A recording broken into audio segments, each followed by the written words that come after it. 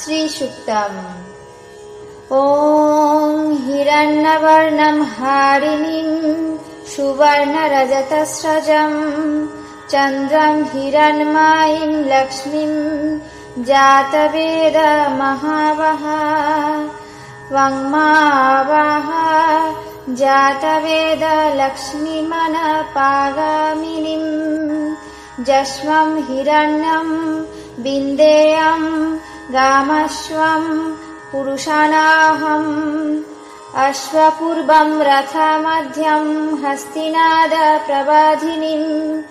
श्रियं देवीम् उपावाहे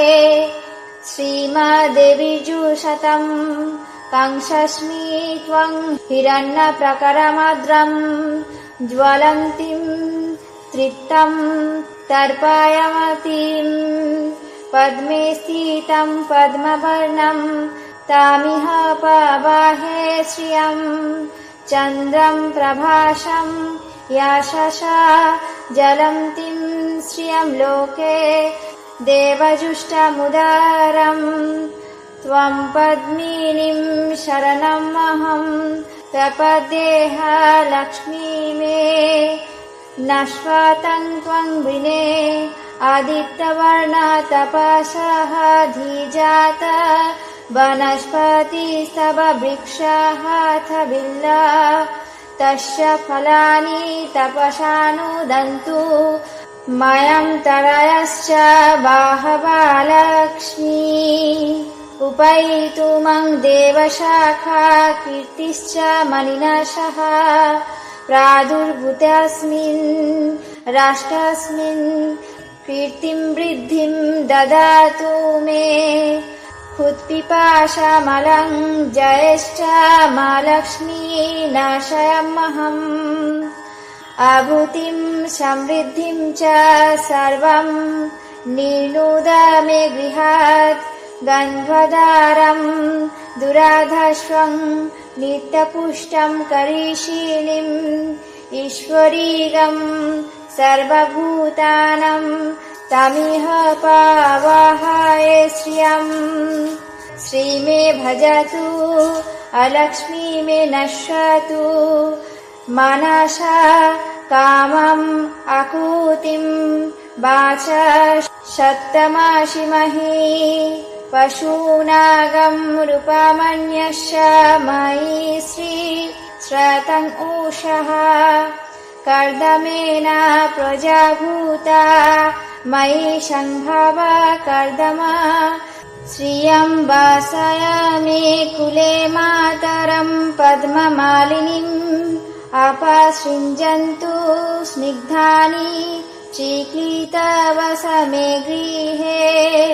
नीचा देवीं मातरं श्रियं वासयामि कुले आर्द्रं पुष्करिणीं पुष्टिं पिङ्गलं पद्ममालिनीं चन्द्रं हिरण्मयीं लक्ष्मीं जातवेद महावः आर्द्रं ओङ्कारिणीं यष्टिं सुवर्णं हेममालिनीं सूर्यं हिरण्मयीं लक्ष्मीं जातवेद महावः त्वङ्मावाह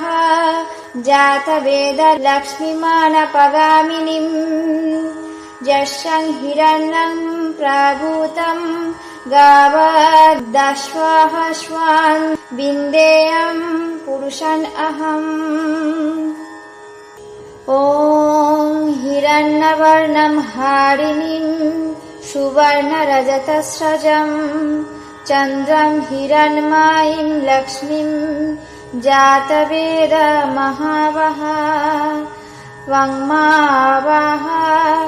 जातवेद लक्ष्मीमनपागामिनीं जश्वं हिरण्यं विन्देयं गामश्वं पुरुषाणाहम् अश्वपूर्वं रथमध्यं हस्तिनाद प्रवाधिनीं श्रियं देवीम् उपावाहे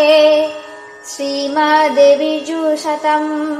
कंशस्मि त्वं हिरण्यप्रकरमद्रं ज्वलन्तीं तृप्तं तर्पयामतीं पद्मे स्थितं पद्मवर्णं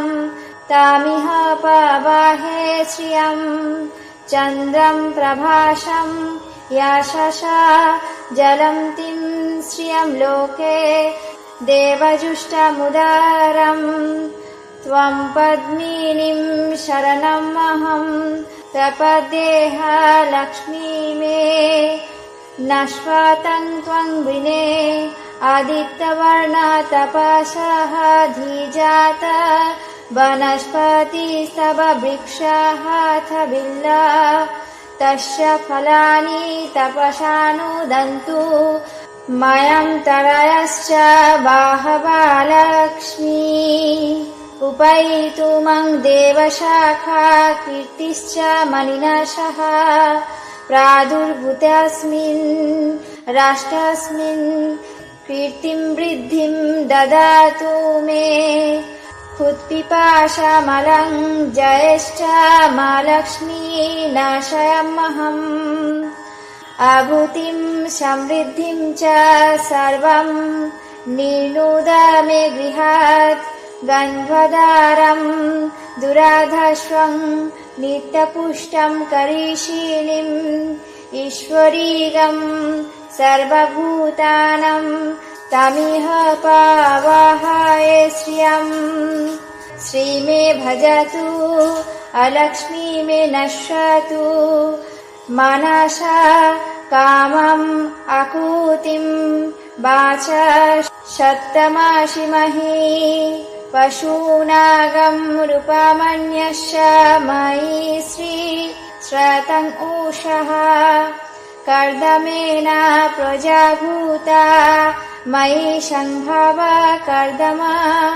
श्रियं वासयामि कुले मातरं पद्ममालिनीम् अपसृञ्जन्तु स्निग्धानि चिक्लितवसमे गृहे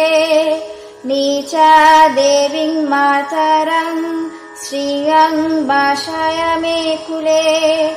आर्द्रं पुष्करिणीं पुष्टिं पिङ्गलं पद्ममालिनीं चन्द्रं हिरण्मयीं लक्ष्मीं जातवेदमहावः आर्द्रं ओङ्कारिणीं यष्टिं सुवर्णं हेममालिनीं सूर्यं हिरण्मयीं लक्ष्मीं जातवेदमहावः त्वं मावाह जातवेदलक्ष्मीमानपगामिनीं यस्यं हिरण्यं प्रभूतं गावदश्वः स्वान् विन्देयं पुरुषन् अहम्।